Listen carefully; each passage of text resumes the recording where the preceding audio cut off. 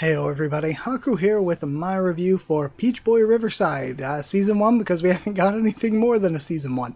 I really enjoyed this. It's a very unique fantasy. It's based on kind of the Momotaro mythos, where you got, Momotaro, you got the ogres and stuff like that going on. It's a really, really unique fantasy. It looks very good. It's based on a manga. It was adapted by Asahi Productions. The production quality is quite good, especially like I keep saying in a lot of my reviews that in the past few years, the average production quality for a good anime has jumped up drastically. Anime looks insane now for the most part.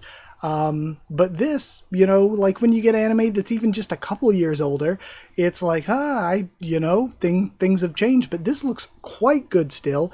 I think that as it went along, I started to love it. Like, I love the characters, and I love our, traveling party that we get, but I started to love it, even more as it kind of went along. I think episode 8, maybe, the one with the Mikoto backstory. Again, I don't want to spoil too much because I'd like to recommend things for people to watch themselves. So I kind of like to review and talk about my thoughts on the things that happened without being super spoilery about them. The fights were quite good. Something that I love about it, I was going to say it gets better going along, but I loved it from the beginning. I love the characters. A lot of the character side stories, so good. A lot of the character development, incredible. One thing that I kind of love about it, that I also might want to warn you about, there is some gore and pretty brutal violence, and they will hit you with it out of nowhere. They'll be like, aha, things are going normally, and then bam, a bunch of people die. Bam, children slaughtered. They will hit you with brutal violence out of nowhere. And I kind of like when series don't pull punches like that. I kind of like when things will be like, you know what, we're going to actually show some bad things happening.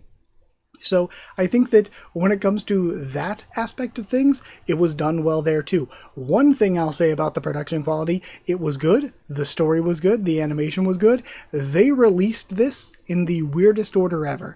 I watched it in release order, but for some reason, the manga's in chronological order from my knowledge. For some reason, they released it where episode 1 might be the third when it comes to chronological order. They released the episodes outside of chronological order, and I have no idea why they did that.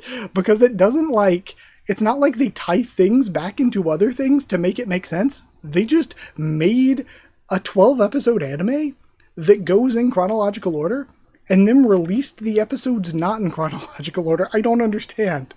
I like if it was some kind of direction thing where the director was like, I've got a plan, we're going to tie this into this and tie them. They didn't. They just released it out of order, and I don't understand. I watched it in release order though, so I watched it outside of chronological order, and I still very much enjoyed it. So if you watch it the way that I did, you will probably still very much enjoy it. But if you want to watch in chronological order, that might be the way to do it. You might want to do it that way. You might want to look up a guide to watch it in that order. Maybe you'll enjoy it even more than I did, but I liked it perfectly fine how it was. Is it one of my favorite anime of all time?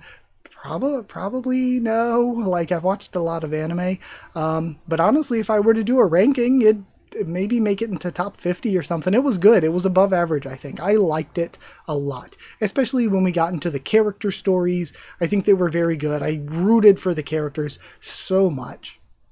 So I think that's a big thing for me. I'm a big character guy, so when you get characters that I connect to and enjoy, then I'm going to like it.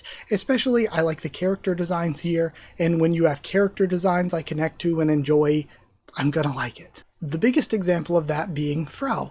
Now, Frau is a character who is kind of cartoon bunny girl, and me seeing that, I was like, oh, that's unique, that's different. That was kind of when I first saw this anime, PVs and stuff years ago, that was what made me think, I want to watch that someday, is because there was a unique character design like that. I love good characters, or character designs, unique character designs, because they're the first thing you see in promotional material, on the cover of mangas and stuff. That's what's going to get you to buy into it to start with and see if you end up liking the story. So I really did like that aspect of things as well. When it comes to my favorite character, waifu, and relationships, something that I always do for these, this one probably not going to be utterly shocking to many of you. Favorite character is Frau. Frau was the best. I think that Carrot was a great character. I think all of the traveling party was really good characters. I liked all of them. I didn't like Mikoto, but I liked Mikoto's story. The story was good.